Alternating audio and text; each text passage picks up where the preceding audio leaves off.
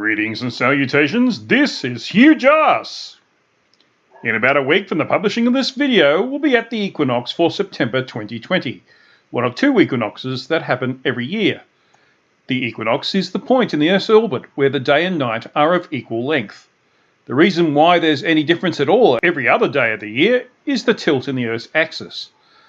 I'll go over why there is a tilt at another time, but it is demonstrably there. It's why there is an Arctic and Antarctic Circle. Latitudes higher than those circles will experience 24-hour sun in summer at least once, and 24-hour darkness at least once in winter.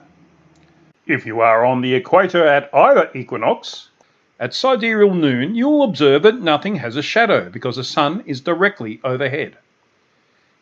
It's also the only time when the sun will rise due east and set due west, no matter where you are on Earth. At other times of the year, the sun will rise or set to the north or south of east or west, depending on where you are. But at the equinoxes, it will rise in the east and set in the west, no matter where you are on Earth. The actual equinox is a point in the Earth's orbit, and the September 2020 equinox will occur next Tuesday, September 22nd, 2020, at 13:30 UTC. You'll have to figure out what that is in your time zone. And this is where you come in. We can confirm for ourselves that the sun rises due east or sets due west on the equinox, no matter where you are on Earth, by simply going out and taking a compass bearing of the sunrise or sunset, or both, on the equinox. I have viewers from all over the world, so putting all your data together should be pretty convincing.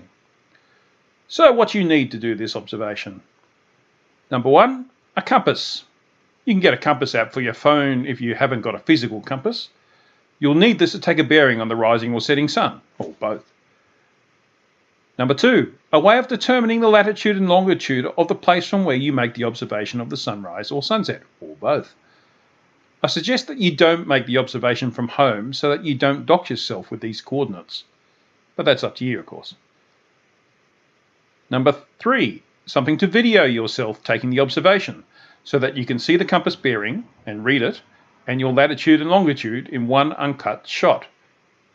That verifies the data and makes it indisputable.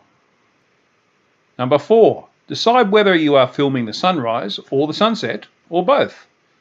Regardless of what you decide, you must choose the sunrise and or sunset closest to the actual equinox. As a reminder, next Tuesday, September 22nd at 13:30 UTC. You'll have to figure out when that is in your time zone. But you must pick the sunrise or sunset closest to that point in time. Feel free to take both the sunrise or sunset observation if you want. Just make sure that the ones you choose are closest to the actual equinox. That way our data can't be challenged. It's also probably smart to look up when sunrise or sunset occurs where you are, so that you can set alarms to remind you, especially if you need to travel a bit to your observation point. It doesn't matter if there are mountains on the horizon where you are, as long as they aren't too high. It shouldn't affect the results too much. When you're all done, send me an email and I'll provide Dropbox details for you to transfer it to me. So this little video is all you need to send me. I'm using the Compass app available on iPhone, or you could use the Theodolite app. I believe similar things are available on Android as well. Just point it at the sun and show the reading to the camera. The advantage of the Compass app is it also shows you your latitude and longitude, so you don't have to worry about recording that separately. You don't have to be exact with the latitude and longitude, but it just proves you're at a particular point on the surface of the Earth. The important bit is to film the setting sun, to film your compass reading, and to get your latitude and longitude. You don't have to talk, that's all I need. But I had filmed a full piece to camera while I was doing this, but when I watched it on my computer, I realised my reflection was showing on the phone. You don't want to see my ugly face, and if you're not interested in doxing yourself, you probably want to watch that as well. Therefore, this little bit is all the footage I could get, but it's also all I need. So when you send in your videos, I'll collect them all into another video, which will happen in a couple of weeks, and I'll also plot it all on a map and show that in the video.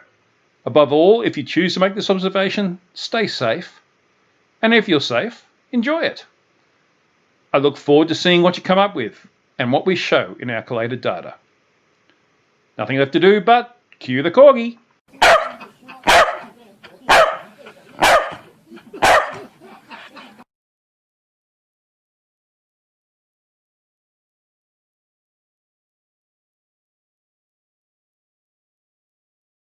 You're despicable.